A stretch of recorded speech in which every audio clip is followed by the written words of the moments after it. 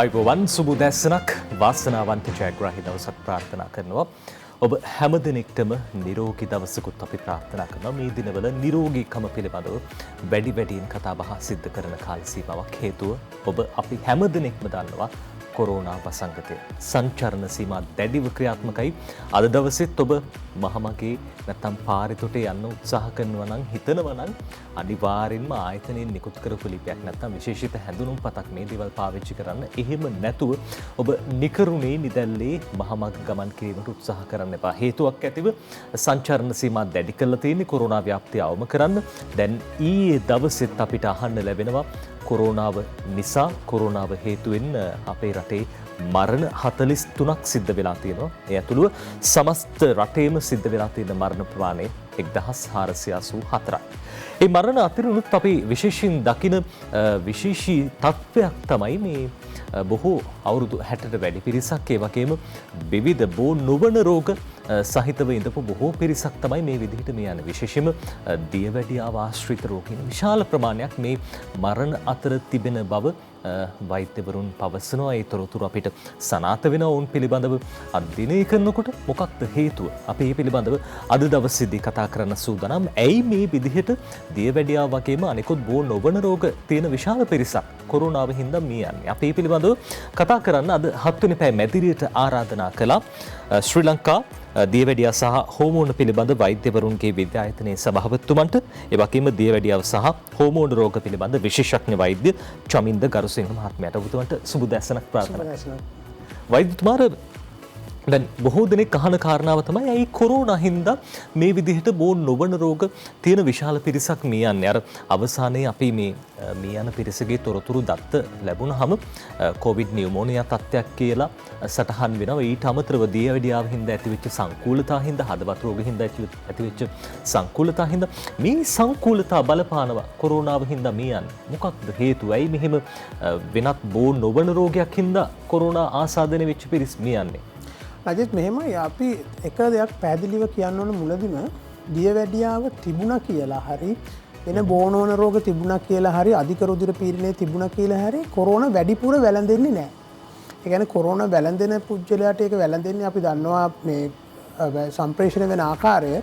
ඒ ආකාරය ගත්තම අපි දියවැඩියා රෝගීන් අනිසිබියක් ඇති කරගන්න ඕනේ නැහැ. මට දියවැඩියාව තියෙන නිසා මට වැඩිපුර මේක හැදෙනවා කියලා. එහෙම එකක් නැහැ. ඒ කියන්නේ හැම පුජ්‍යලයටම මේ කොරෝනා බෝ වෙන ක්‍රම එක සමානයි.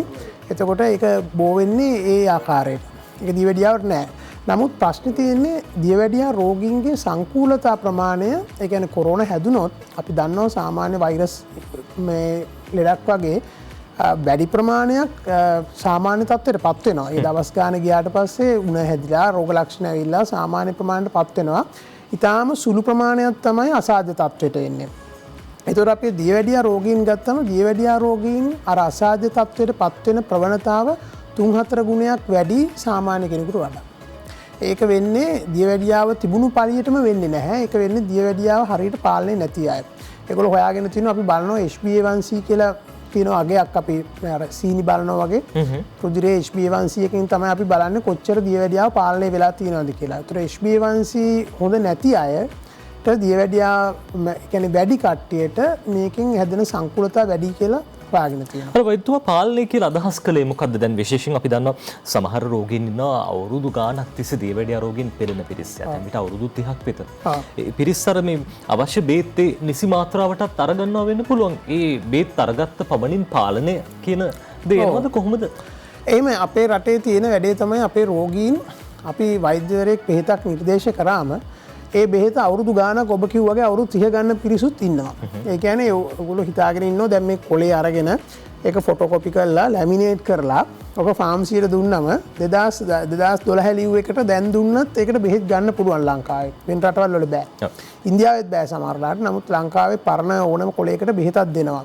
ඒතර අපේ දියවැඩියා රෝගීන් මේ වෛද්‍යවරයෙක් දුන්නු බෙහෙතක් කියලා මේ බෙහෙත අවුරුදු ගානක් මේක බොනවා. ඉතින් ඒගොල්ලෝ හිතෙන් හිතාගෙන ඉන්නවා අපි ඇත්තටම බෙහෙත බොනවා හොඳයි කියලා.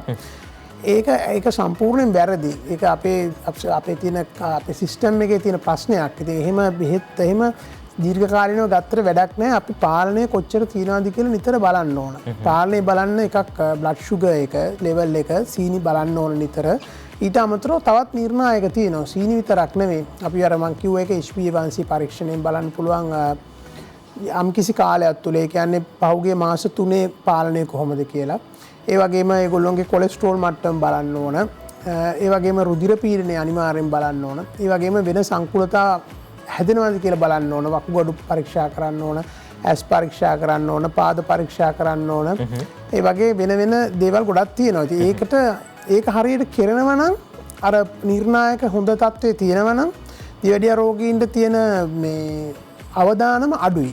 දැන් ඔය ඉන්සියුලින් ප්‍රතිකාර ලබා ගන්න බොහෝ පිරිසකුත් ඉන්නවා. දෛනිකව ඉන්සියුලින් එන්නත් කරණය සිද්ධ කරගෙන මේ දියවැඩියාව පාලනය කරන පිරිස මේ පිරිස් වලටත් ওই තත්ත්වය අදාළද? ඔව් මේ සියලු දෙනාටම එක හා සමානව ඒ කියන්නේ තමන්ගේ දියවැඩියා පාලනයේ යම්කිසි තියෙන තත්ත්වය අනුව තමයි මේක බලපාන්නේ. ඉන්සියුලින් ගන්නවා කියලා බය වෙන කාරණයක් නැහැ. මොකද ඉන්සියුලින් කියන්නේ දියවැඩියාවට තියෙන ඉතාමත්ම උසස් බෙහෙතක්. ඒතර අපි ඉන්සියුලින් දෙනවා පෙති වලින් පාලනය වෙන්නේ නැති අය.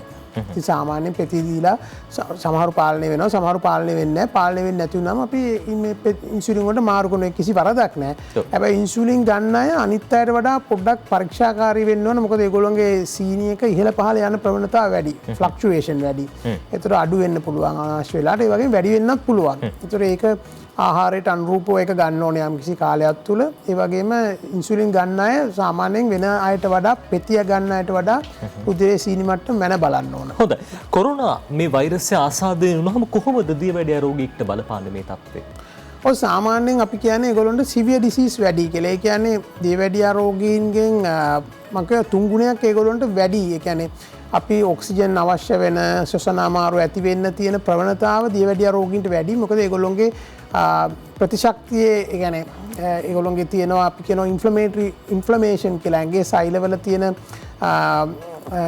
සැරකියුම් ඒක වැඩි ටිකක්. ඒගොල්ලොන්ගේ ඒකින්ද සයිටෝකයින් කියලා જાතියක් වෙනවා. දැන් අපි කියන්නේ මේ කොවිඩ් හැදුනට පස්සේ ඇඟේ ටික දවසක් ගියාට පස්සේ අර සයිටෝකයින්ස් කියලා පොඩි රසායනික අංශු තියෙනවා. ඊටාම වේගින් වැඩි වෙලා ගිහිල්ලා ඒවෙන් ක්‍රියාත්මක වෙලා ත්‍රොම්බෝසිස් කියනවා. ඒ කියන්නේ ලංග්ස් වල මේ පෙනහළු වල තියෙන ඉදක් කේශනාලිකාවල පොඩි මේ ලේ කැටිති හට ගන්න තත්ත්වයක් වෙනවා. ඇවිල්ලා ඔක්සිජන් හුවමාරු වෙන එක පපුවේ වෙන්නේ නැහැ. අපි දැකලා තියෙනවා දැන් මගේ මේ වෛද්‍ය විශේෂඥ වෛද්‍යවරු කායික වෛද්‍යවරු මට පෙන්නලා තියෙනවා එක්ස්රේ බලනකොට ඒ එක්ස්රේ වල සුදු පාට වෙලා පෙනහළු ඔක්කොම මේ සම්පූර්ණයෙන් වැහිලා ගිහිල්ලා ඒවයි වාතය සංසරණය වෙන්නේ නැහැ ඔක්සිජන්. ඒතර ඒගොල්ලොන්ට ඉතාමත්ම අධික ෆ්ලෝ එකක් අධික මේ වේගෙන් දෙන ඔක්සිජන් දෙන්න ඕනේ. ඒ වගේ අපිට මුහුදක් දෙන වෛද්‍යතුමා අපේ වෙලා බලන්න.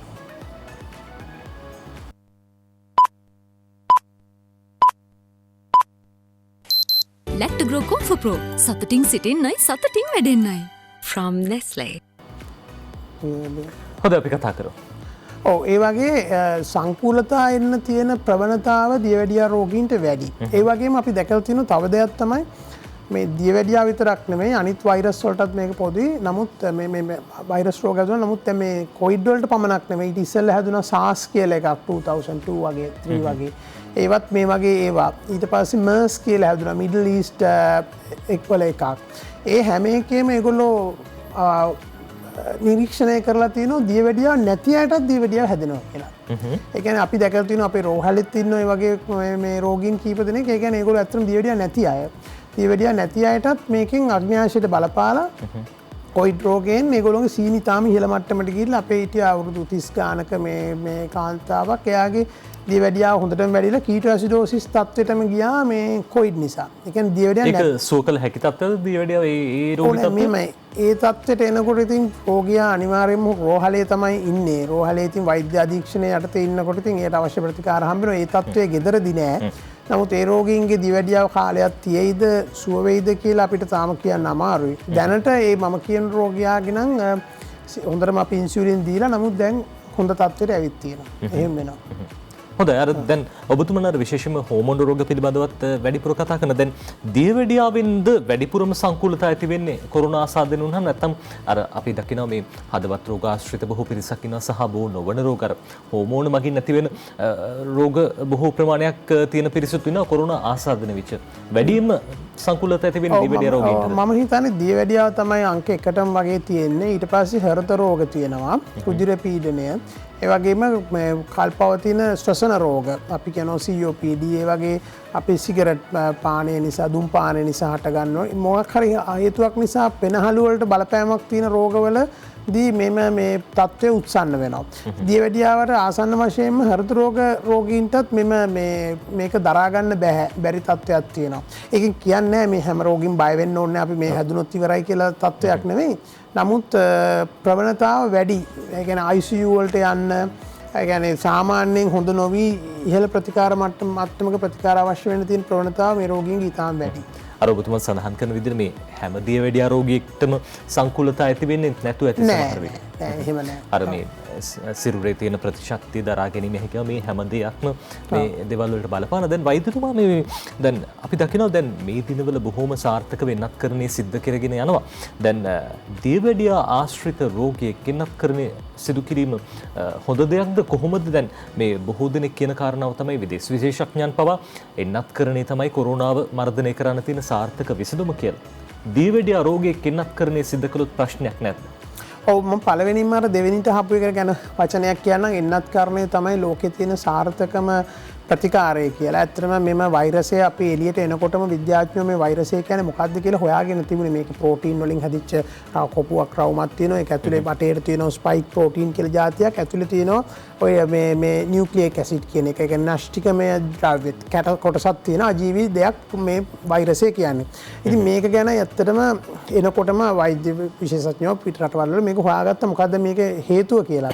ඉතින් ඊට පස්සේ ඒගොල්ලෝ තීරණය කරා ලෝකයේ මේක විතරක් නෙවෙයි වෛරස් රෝග ගොඩක් තියෙනවා. ඒ වෛරස් රෝග වලට කරන වගේ මේකටත් ප්‍රතිශක්තියක් ඇති කරන්න පුළුවන් ශරීරයේ. දැන් මේක ස්වාභාවිකව වෙන්න පුළුවන්.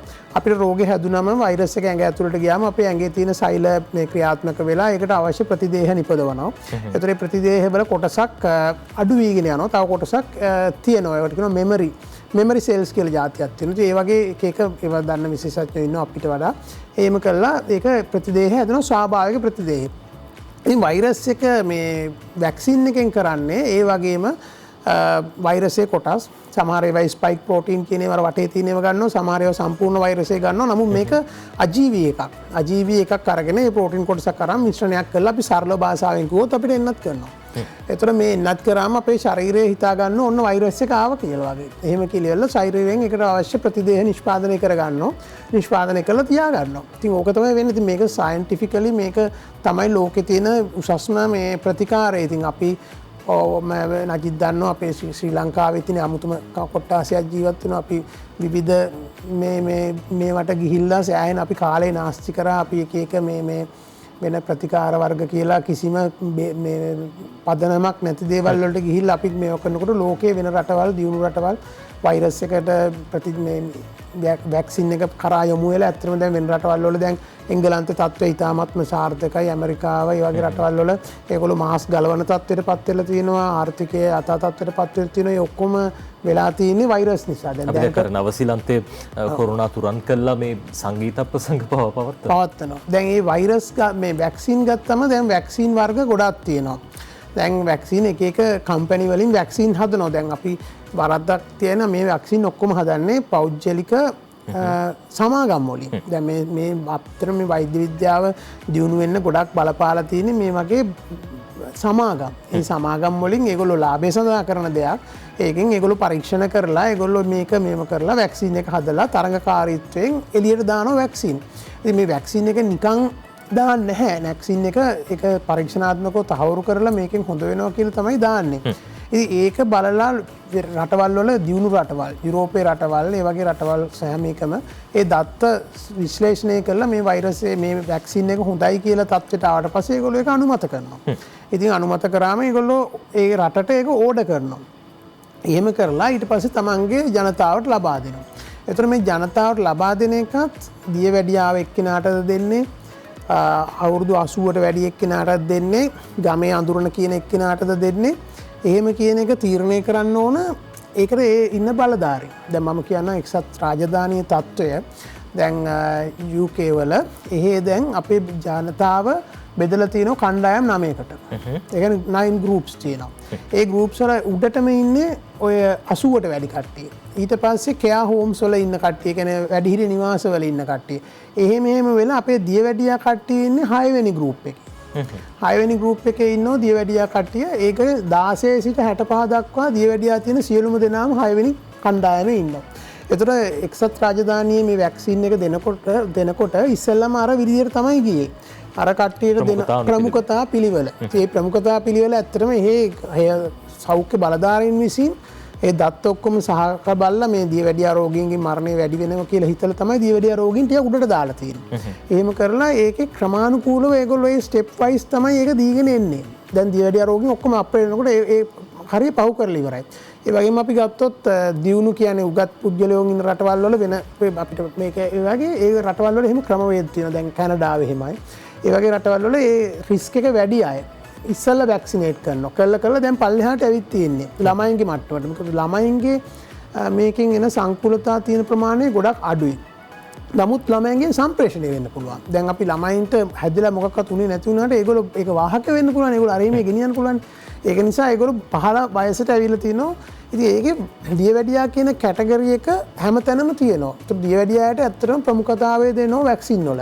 ඔබතුමාගේ දැනගත්ත විදිහට සහ අධ්‍යයනය කරපු විදිහට මේ දැන් චීනයත් කොරෝනාව සෑහෙන තුරන් කරපු රටක් බවට පත් වෙලා තියෙනවා. චීනය මොකද්ද පාවිච්චි කළේ? දැන් මම ඒ කාරණාව ඔබතුමාගෙන් අහුවේ. දැන් අපේ රටේ බොහෝ මේ එන්නත් ප්‍රමාණයක් සයිනෝෆාම් එන්නත තමයි පාවිච්චි කරන්නේ. චීනයේ සයිනෝෆාම් එන්නත පාවිච්චි කළාද? ඒ එන්නත හින්දාද මේ චීනය කොරෝනා මර්ධනය කළේ මොකද්ද? ඔව් වෙන කිසිම හේතුවක් නැහැ. මට හිතෙන්නේ එන්නත තමයි චීනයේ තිබෙන මේ ප්‍රධානම මේක චීනයේ එක ඉතාමත් සාර්ථක එන්නතක්. අපි ගත්තොත් මේ දැන් තියෙන එන්නත් හැම එකෙම අපිට දුන්න වෛද්‍යවරුන්ට ඇස්ට්‍රාසෙනෙකා කියන එන්නත ඒක 70%කට එහා පැත්ත ඒක මේ හොඳයි. පළවෙනි මාත්‍රාවෙම 50%කට වඩා මේකෙන් මේකක් එනවා. ඒතර ඇස්ට්‍රාසෙනෙකා එන්නත ඇත්තටම යුරෝපයේ පොඩ්ඩක් තරුණ කට්ටියට දෙන එක පොඩ්ඩක් නවත්තලා තිනවා. ඒ කියන්නේ අර ලේ කැටි ගැහිමේ ප්‍රවණතාවක් දැකලා තිනවා. තරුණ කට්ටියට 30ට අඩු කට්ටියට රෝගීන්ට ඒක පළවෙනි එන්නත දීලා ටික දවසකින් ඒක කරලා තිනවා. නමුත් ඒක ඒගොල්ලෝ විද්‍යාත්මකව තහවුරු කරලා තිනේ කිසිම මේ ඒකේ සිග්නිෆිකන්ස් එකක් වැදගත්කමක් නැහැ. මොකද ඒකෙන් ලැබෙන ප්‍රතිඵලය ඊට වඩා දසදහස් ගුණයක් හොඳයි කියලා ඒගොල්ලෝ ඒක එච්චර සලකන්නේ නැහැ. නමුත් තරුණ අයට දෙන්න එක නතර තුන අපිට වෛද්‍යවරුන්ට අපිට දුන්නේ ඉස්සෙල්ලා ඒක. නමුත් අපිට දැන් මාත්‍රා දෙකම දීලා තියෙනවා. ඊට පස්සේ දැන් ලංකාවට ඇවිත් තිනවා සයිනෝෆාම් එකත් ඉතාමත්ම සාර්ථක එන්නතක්. දැන් මෙටා ඇනලිසිස් කියලා දැන් ලෝකයේ මේ වැක්සින් භාවිතය ගැන විද්‍යාඥයෝ නිතර සමීක්ෂණ පවත්වනවා. ඒ සමීක්ෂණ මම කියවලා බලපු අයගේ තියෙනවා මේ දැනට තියෙන වැක්සින් හැම එකම ඉතාමත්ම සාර්ථක වැක්සින්. දැන් ඒ වගේ ගාක්ම දුරට මේක ලෙඩේ නවත්තන්න පුළුවන්. නවත්තලා සම්ප්‍රේෂණය නවත්තන්න පුළුවන්. ඉතින් ඒක විවිධ මත තියෙනවා. දැන් අපේ පුද්ගලයෝ ඇත්තටම අපි විද්‍යාත්මකව තියෙන දේ අමතක කරලා අපේ අය දන්නවනේ විවිධ ඒගොල්ලෝ මත තියෙනවා. අපේ අය හිතනවා මේ වැක්සින් එකද හොඳ මේකද හොඳ කියලා. ඇත්තටම ඒක හිතන්න තරම් තත්වයක අපි කවුරුවත් නැහැ. අපිට කියන්න තියෙන හැම වැක්සින් එකම හොඳයි කියලා. අර සමහර පිරිස් හිතනවා මේ ස්පුට්නික් එන්නත හොඳයි මේ. ඔව් සමහරු ඉන්නවා අර මේ බලාගෙන ඉන්නවා දැන් මේ ඊළඟ හොඳ එකක් එයිද කියලා. එහෙම එකක් නැහැ. Tamanට ලැබෙන පළවෙනි අවස්ථාවේම වැක්සින් එක ලබා ගත්තොත් හොඳයි කියලා හිතනවා. මේ හැම එකෙම 80%කට වගේ ප්‍රමාණයක් මෙම රෝගය නතර වෙනවා. හොඳ අර මං අහපු කාරණාව දැන් දියවැඩියා රෝගීන්ට එන්නත ලබා ගත්තොත් සංකූලතා ඇති වෙනවද නැද්ද? කියන්නේ විශේෂයෙන් දැන් අර ගොඩක් දෙනෙක් බයෙන් ඉන්නේ මේ එන්නතක් ලබා ගන්න අපිට සංකූලතා ඇති වේද අතුරු ප්‍රතිඵල ඇති වේද? දියවැඩියා රෝගීන්ට ඒ වගේ මොනවා හරි අතුරු ප්‍රතිඵල ඇති වෙන්න පුළුවන්. ඔව් දැන් මම කිව්වේ අපිට දුන්නේ ඇස්ට්‍රාසෙනෙකා එන්නතෙන් නම් උණ ඒ වගේ ඇඟේ අමාරු ඔලුව කැක්කුම ඒවා ආවා. ඒකෙන් තමයි ලේ කැටි ගැහිමේ ප්‍රවණතාව වැඩි කියලා හොයාගත්තේ. නමුත් ඒක දැනටත් භාවිතා වෙනවා මේ රටවල් වල. නමුත් සයිනෝෆාම් එන්නතින් ඇත්තටම මට අපිට ප්‍රායෝගිකව අපිට විදපු අය කවුරු කාටවත් ඇඟට දැනිලවත් නැහැ. ඒකේ තියෙන්නේ කිල්ඩ් වැක්සින් මේ වෛරස්. ඒ කියන්නේ වෛරස් එකේ ජීවයක් කිසිම දෙයක් නැහැ. ඉතින් ඒකේ තියෙන රසායනික රියැක්ෂන් එක විතරයි. ඒ වගේම තවත් වැදගත් දෙයක් කියන්න ඕන දැන් සමහර අපේ මේ මුස්ලිම් ජනතාව අපේ ගන්න රෝගීන් අහනවා මේක මේ ඇඟට ගන්න හොඳද මේක මේ අර හලාල් ක්‍රමයට ගැලපෙනවාද කියලා. ඇත්තටම මේක ගැලපෙනවා. ඒක හලාල් ක්‍රමයට ගැලපෙනවා. මොකද ඒකේ එහෙම ප්‍රශ්නයක් නැහැ. ඒගොල්ලොන්ට තියෙන එකම ප්‍රශ්නේ මේකේ ඇල්කොහොල් වැක්සින් වල තියෙන්න පුළුවන්. නමුත් මේ වැක්සින් එකේ ඇල්කොහොල් කියන එක තියෙනවා ඉතාමත්ම සියුම් less than 1% ගා චූටි ප්‍රමාණයක් තියෙනවා. ඒක නිසා ඒක ආගමික මේවට කිසිම ප්‍රශ්නයක් නැහැ. මුස්ලිම් රෝගීන්ට ආයතත් කිසි ප්‍රශ්නයක් නැතුව මේක ගන්න පුළුවන්. මේක එහෙම ප්‍රශ්නයක් නැහැ. එතකොට ඒ වගේ අපිට කියන්න තරම් විශේෂ අතුරු ආබාධයක් මේ වැක්සින් එකෙන් නැහැ. අපි සාමාන්‍යයෙන් ගන්න වැක්සින් වලිනුත් මේවා තියෙන්න පුළුවන්. නමුත් ඒවා ටිකයිනේ දෙන්නේ. දැන් මේක ලක්ෂ ගාණක් දෙනකොට ලොකු දෙයක් තියෙනවා නම් මේ වෙනකොට එළියට ඇවිල්ලා ඉවරයි. නමුත් එළියට ඇවිල්ලා නැහැ. දියවැඩියා රෝගීන්ට කිසිම ප්‍රශ්නයක් නැහැ. සයිනෝෆාර්ම් එන්නතේ මුලදී දියවැඩියා රෝගීන්ට මේක දෙන්නේ නැහැ කියලා එහෙම ප්‍රශ්නයක් ආවා. ඒ කියන්නේ ඒක අපි දෙන වෛද්‍යවරු කිව්වා දියවැඩියාව නම් සීනි වැඩි නම් මේක ගන්න එපා කියලා. නමුත් මම දැක්කා මේ කොලෙජ් ඔෆ් ෆිසිෂියන්ස් ලංකාවේ විශේෂඥ කායික වෛද්‍යවරුන්ගේ සංගමයේ එහෙම ඒගොල්ලෝ නිවේදනයක් නිකුත් කරලා තිබුණා මේ වෛරස් මේ වැක්සින් එක හැම කෙනාටම දෙන්න පුළුවන් කියලා. හොඳ වෛද්‍යතුමා මේ දැන් එන්නත ලබා ගත්තාම කොහොමද දීවැඩියා රෝගීන්ට සැලසෙන ආරක්ෂාව දැන් සංකූලතා ඇතිවීම අවම කරනවද කොරෝනා ආසාදනය වුණොත් එහෙම? ඔව් ඇත්තටම කොරෝනා හැදෙන තියෙන ප්‍රවණතාව මම කිව්වේ පළවෙනි වැක්සින් එකෙන්ම සෑහෙන මේ පර්සන්ටේජ් එකක් අඩු වෙනවා. ඒ වගේම වැක්සින් එක ගත්ත අය ඉතාම කලාතුරකින් තමයි ඒගොල්ලොන්ට සංකූලතා ඇති වෙන්නේ හැදුනත්. මොකද ඒගොල්ලොන්ගේ පාෂල් ඉමුනිටි එකක් හරි කියන්නේ පොඩ්ඩක් හරි ඒගොල්ලොන්ට තියෙන පොඩි මේ ප්‍රතිශක්තියක්. يعني වැක්සින් එක දියවැඩියා රෝගීන් මම හිතන්නේ අපි අර කැටගරි වලින් අර අපේ ලංකාවේ හැම බෙදලා නැහැ විද්‍යාත්මකව වර්ග කරලා නැහැ. නමුත් Taman දැනගන්න ඕනේ දියවැඩියා රෝගයෙන් නම් අනිවාර්යෙන් මේ වැක්සින් එක ලැබෙන පළවෙනි අවස්ථාවේම ලබා ගන්න. හොඳයි. එයාකාරයෙන් තමයි විශේෂම දැන් බොහෝ නොවන රෝග තියෙන බොහෝ පිරිසක් අතර සංකූලතා වැඩිවීම නිසාම තමයි දැන් ඔවුන් එන්නත්කරණය සිද්ධ කරගන්න එක බොහොම අත්‍යවශ්‍ය වෙන්නේ. රටේ තුට අපි දකිනවා මේ සිද්ධ වෙන මරණ ප්‍රමාණය ඒ වගේම දැන් දැඩි සත්කාරයක තුළ ඉන්න බොහෝ පිරිසකුත් මේ දියවැඩියාවේ වගේම අනෙකුත් බෝවන රෝග බෝ නොවන රෝග සහිත පිරිස් ඉන්නවා කියන කාරණා අපි තව බොහෝ දේ කතා කරන්න සූදානම් මේ පිළිබඳව. ඊට කලින් අපි විරාමයක් ලබා ගමු.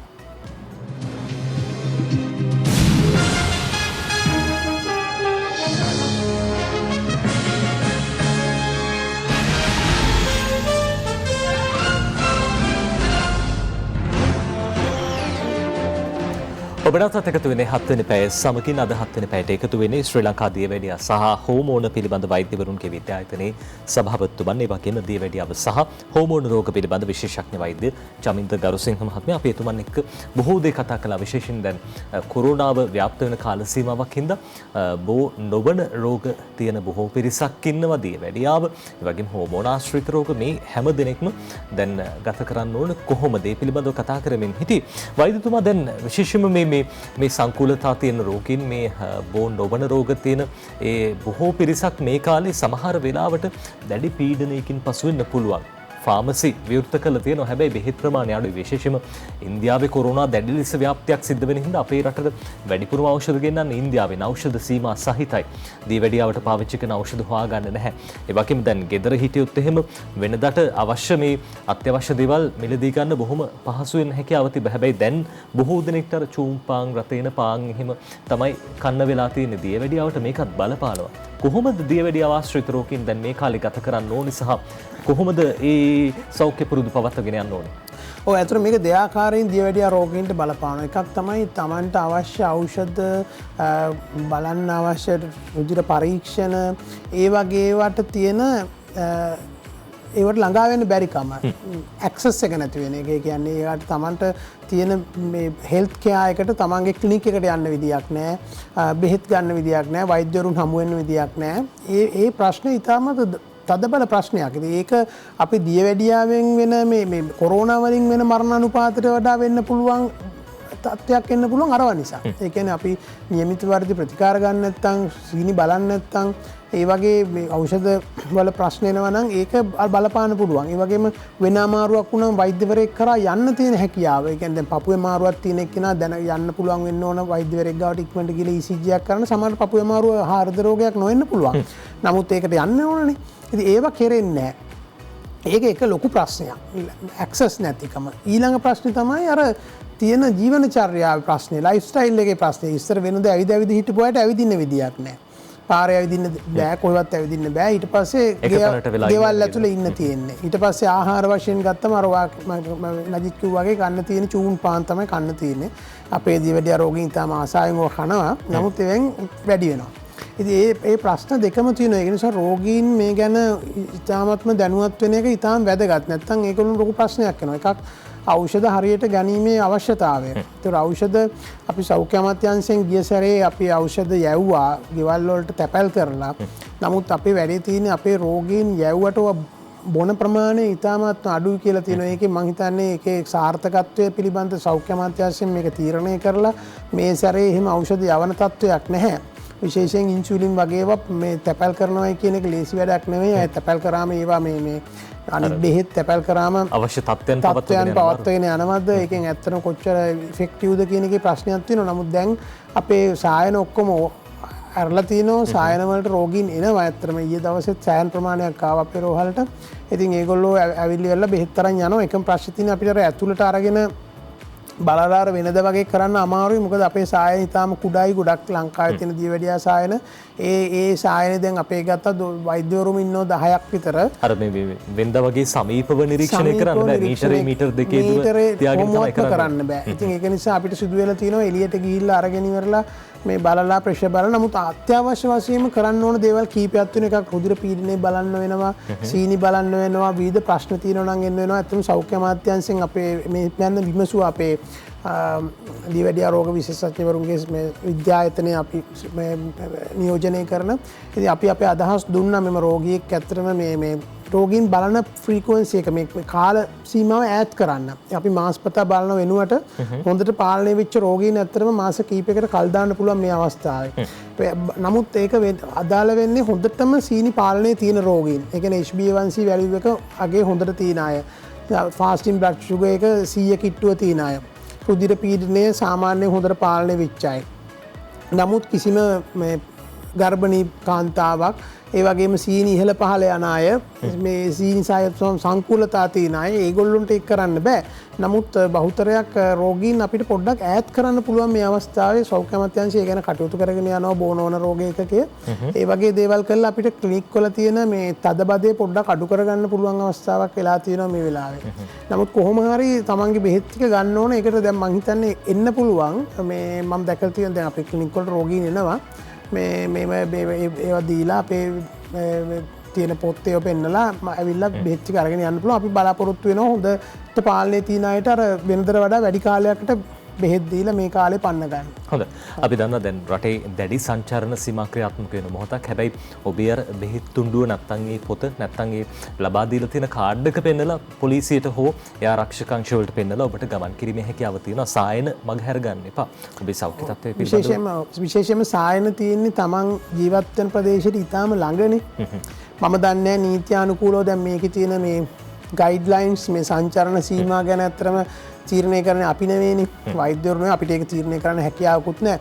දැන් සමහර ඒවා ඇත්තට අපිට හිතා ගන්න බෑ මේ කොහොමද එන්නේ කියලා. නමුත් ඒ සම්බන්ධයෙන් වෙන විශේෂඥයෝ ඉන්නවා. එපිඩීමියොලොජිස්ට් කියලා කණ්ඩායමක් ඉන්නවා මේ ප්‍රජා සෞඛ්‍ය බෝනෝන රෝග පිළිබඳ. ඒගොල්ලෝ තමයි තීරණය කරන්නේ කොච්චර දුරට සංචාරණය කරන්න පුළුවන්ද, ෆයින් බඩු ගේන්න යනවද, ප්ලේන් එකේ මේ 75ද 85ද ඒ ගානෙන් කොහොමද මේ වෙන්නේ කියලා අපිට ඒක මේකක් නැහැ. නමුත් මම කියන්නේ බෙහෙත් ටික මේ ලබා ගන්න තමන් මේ කටයුතු කරන්න ඕන. හොඳයි. වෛද්‍යතුමා අර මේ කියපු කාරණාවක් බොහොම වැදගත්. දැන් කොරෝනාව හින්දා දැන් ඊයේ දවසේ 43 දෙනෙක් මිය යනවා. ඊට පෙර දවස්වලත් අපි දැක්කා 40 සීමාවට ආසන්න පිරිසක් මිය යනවා දෛනිකව. දැන් මේ කොරෝනාව හින්දානේ මිය යන්නේ.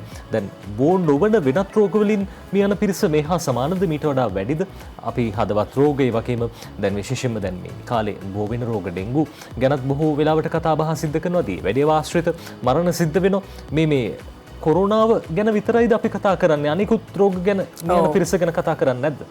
ඕනේ අපේ සෞඛ්‍ය ශාස්ත්‍රය ඉතාමත්ම ඉහළ වශයෙන් රෝග පාලනය පිළිබඳ ඒ කියන්නේ රෝග වැළැක්වීමේ අංශය ඉතාමත්ම හොඳට තියෙනවා. නමුත් අපි රෝග හැදෙන අංශයට ගත්තම අපේ මරණ අනුපාතය අපි හිතනවට වඩා ගොඩක් වැඩි. අපි ගත්තොත් අර මම දැක්ක ළඟදී මේ වෛද්‍යවරයෙක් කියලා තුනා වකුගඩු රෝග වලින් දහස් ගාණක් මිය යනවා කියලා. ඇත්තටම මම මේක හොඳටම දැකලා තියෙනවා. මම මේ ජාතික රෝහලේ මේ කායික වෛද්‍ය අංශයේ ඉන්නකොට අපිට වකුගඩු රෝගීන්ට අපිට දෙන්න තියෙන දේවල් සමහරලාට අඩුයි. අපිට ඩයලිසිස් කියන එක හැම එක්කෙනාටම දෙන්න ආණ්ඩුවේ ෆැසිලිටිස් නැහැ. තියෙන කට්ටියට ඒ වගේම බද්ධ කිරීම කෙරෙන්න හැම එක්කෙනාටම කරන්න ෆැසිලිටිස් නැහැ. ඒ වගේ නිසා ඇත්තටම වකුගඩු රෝගීන් ගත්තම සෑහෙන පිරිසක් මිය යනවා. ඉතින් මේවා බෝනවන් රෝග. ඒ වගේම අපි ගත්තම අපේ එක කන්නයක් ගත්තම කුඹුරු කන්නේ ලෙප්ටෝස්පයිරෝසිස් මියුන හැදිලා කී දෙනෙක් මැරෙනවා. ඒ වගේම අපේ බල්ලෝ කාලා පිස්සු බලු රෝග. ජල බීතිකාව. ඒ වගේම මධ්‍යසාර භාවිතය සිරෝසිස්. ඒ වගේම ඔය සසනාබාධ සර්පයෝ දෂ්ට කරලා අලි රියානතුරු අපේ ලංකාවේ තියෙන ප්‍රධාන මං කියන්නේ 10-15ක් සතියකට මැරෙනවා රියානතුරු වලින්. දැන් මේ දවස්වල ටිකක් අඩු වෙලා මේ දවස්වල ටිකක් අඩුයි පාරේ යන්නේ නැති නිසා හැබැයි යන කට්ටිය වේගෙන් යනවා පොලිසිය නැති තැන්වල මම දැකලා තියෙනවා. ඒක මේ ඒ වගේ රියානතුරු කියන්නේ අපේ රටේ තියෙන විශාල ප්‍රශ්නයක්. අපි ගත්තොත් අපි කතා කරන්නේ නැහැ ගොඩක් අය. දැන් අපි ගත්තොත් නිරපරාධ තරුණ ජීවිත විනාශ වෙන ඒක රියානතුරු මිය යන ප්‍රමාණය විතරක් නෙවෙයි. අඩු කඩා ගන්න ප්‍රමාණය. අපි ගත්තොත් කකුල් කැඩිලා ඉස්පිරිතාලවල ඉන්න මං හිතන්නේ අපේ හෙල්ත් බජට් එකෙන් සෑහෙන ප්‍රමාණයක් මේ රියානතුරු වලට යනවා. ඒ වගේම සදාකාලික අබ්බගාත වෙන පිරිස්. ස්පයිනල් ඉන්ජරි මේ සුසුම්නාවට ඩැමේජ් වෙන අය, මොළයට ඩැමේජ් වෙන අය, මේ මෝටර් සයිකල් වල ගිහිල්ලා වැටිලා බෙල්ල කැඩෙන අය ඉතාම වැඩි ප්‍රමාණයක් ඉන්නවා. අපි ඇත්තටම මේකට වගකීමෙන් අපි කටයුතු කරන්න ඕන. මේ රටේ තියෙන මාර්ග නීති ඒවා හරියට පිළිපදලා ඒවට කිසිම ක්‍රමවේදයක් තියලා මේ වෙන දේවල් ගැන ඇත්තටම ස්ටඩි කරලා මේව වළක්ව ගන්න ඕන. මේ වැළැක්විය හැකි මරණ කොවිඩ් විතරක් නෙමෙයි අපි සෑහෙන ප්‍රමාණයක් වෙනවා.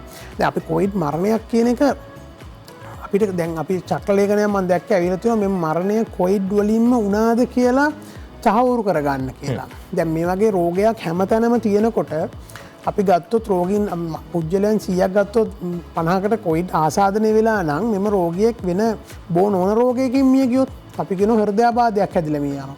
ඒතර අපි බලනවා චෙක් කරලා කොවිඩ් පොසිටිව්. ඉතින් අපි ඒක කොවිඩ් මරණයක් කියලා තමයි අපි ගන්න පෙළඹෙන්නේ. නමුත් ඒක ඇත්තටම කොවිඩ්ද හෘදයාබාධද? ඉතින් ඒ වගේ මේ වගේ පොඩි ප්‍රශ්න තියෙනවා. ඉතින් ඒවා මේක ඇත්තටම කොවිඩ් නිසා වෙච්ච දෙයක්ද එහෙම නැති එකක්ද වෙන නිකම් පිළිකාවක් හින්දා වෙච්ච දෙයක්ද ඒක උස්සන්න උනේ කොවිඩ් නිසාද මේක ඉතාම සංකීර්ණ ප්‍රශ්නයක්. ඉතින් මේක ඇත්තටම සෞඛ්‍ය අමාත්‍යාංශයෙන් මම දැක්ක ඒකට චක්‍රලේඛනයක් නිකුත් කරලා තිනවා. අපි මරණයක් තීරණය කරන්නේ කොහොමද කොවිඩ් මරණයක්ද කියලා අපේ ස්ටැටිස්ටික්ස් වලට ඒක වැදගත්.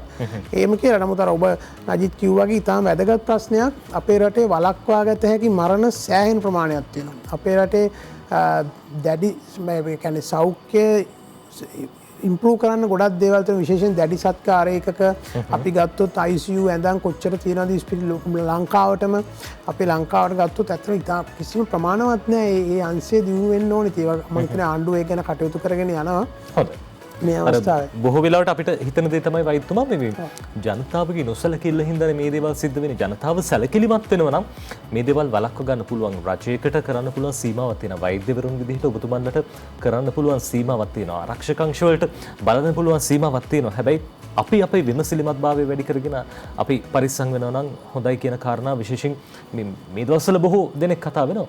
අපි තව බොහෝ දේවල් කතා කරන්න සූදානම්. ඊට කලින් විරාමයක් ලබා ගන්න.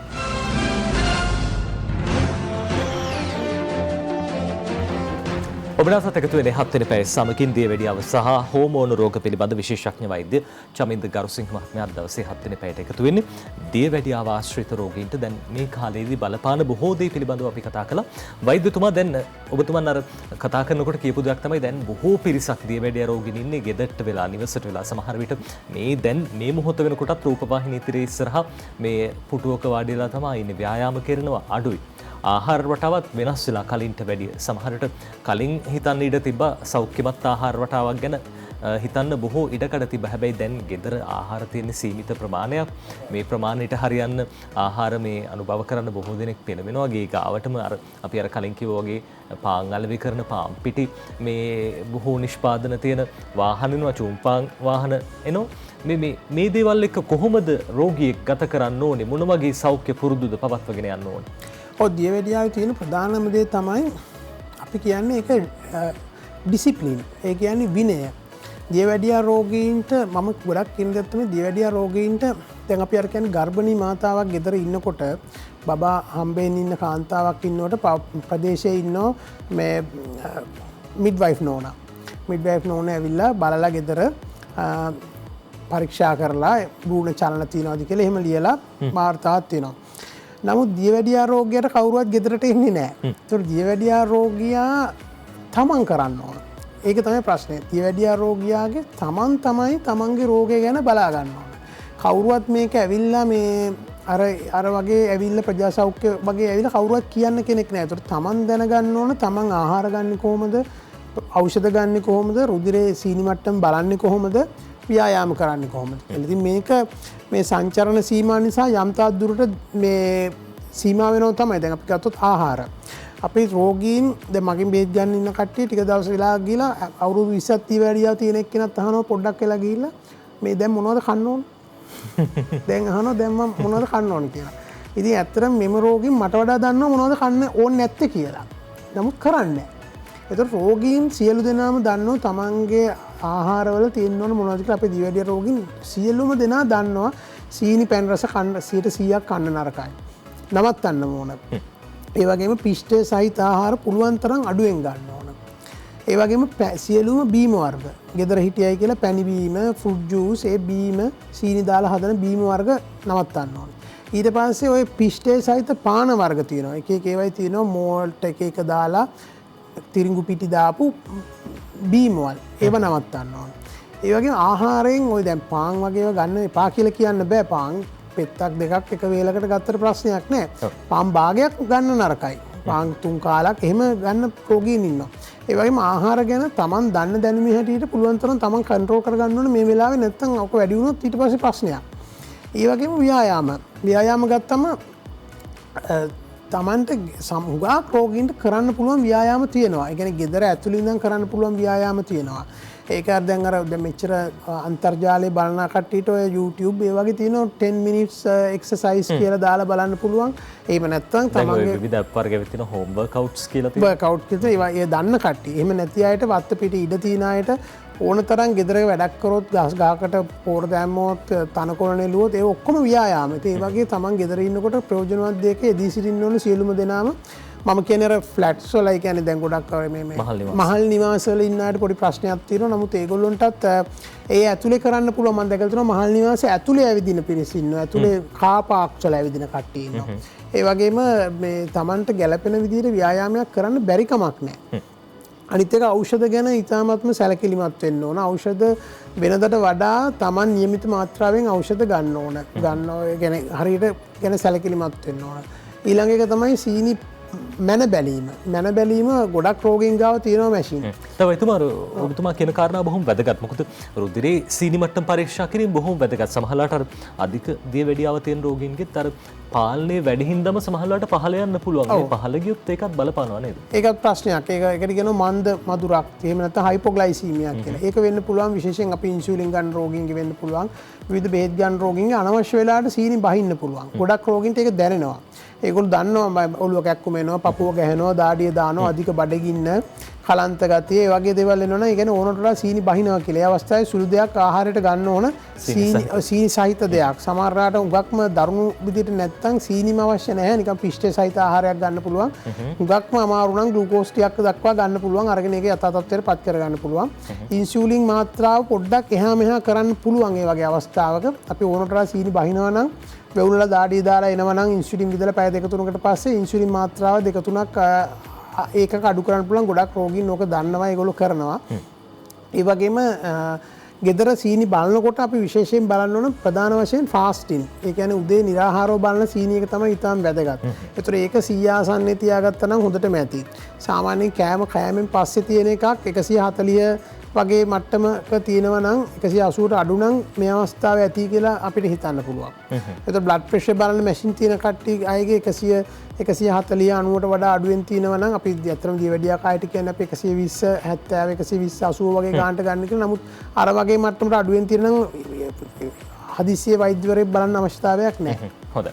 මේ සියලු දේවල් අර යහපත් සෞඛ්‍ය පුරුදු සහ විනය කියන දේ බොහොම වැදගත්. ලෙඩක් හැදුනහම ආසාදනයක් සිද්ධ වුනහම විනය බොහොම වැදගත්. රටේ ජනතාවක් විදිහට විනය ගැන කතා කරන අතරදී ඔබ රෝගී නම් ඒ විනයත් බොහොම වැදගත් මේ රෝග වලින් වැළකෙන්න ඒ වගේම පාලනය කරගන්න. අපි සූදානම් අද සාකච්ඡාව අවසන් කරන්න අපිත් එක්ක එකතුනේ ශ්‍රී ලංකා දියවැඩියාව සහ හෝමෝන පිළිබඳ වෛද්‍යවරුන්ගේ විද්‍යායතනයේ සභාපතිතුමන් ඒ වගේම දියවැඩියාව සහ හෝමෝන රෝග පිළිබඳ විශේෂඥ වෛද්‍ය චමින්ද ගරුසිංහ මහත්මයා ඔබතුමන්ට බෙහෙන්ම ස්තුතියි. අපිත් එක්ක වුණාට බොහෝ දේ පිළිබඳව රටේ ජනතාව දැනුවත් වෙන්න ඇති කියලා අපි විශ්වාස කරනවා. දැන් මේ විශේෂ කාල සීමාවක් දැඩි සංචාරන සීමාවක් ක්‍රියාත්මකයි. ඔබ නිවෙසට වෙලා ඉන්න පුළුවන්. යහපත් සෞඛ්‍ය පුරුදු බොහොම වැදගත්. මේ දේවල් වලට අනුගත වෙලා කටයුතු කරන්න. 7 වෙනිදා වෙනකන් සංචාරන සීමාවක් ක්‍රියාත්මක වෙනවා. හැබැයි 7 වෙනිදා වෙනකන් විතරක් නෙවෙයි මුළු ජීවිත කාලෙටම මේ දේවල් වලට අනුගත වෙලා කටයුතු කරන එක ඔබේ අපේ වගකීමක්. අපි සූදානම් සමුගන්න යලිත් මුණ ගැහින්නේ හෙට උදේ 7ට. ඔබට සුබ දවසක්.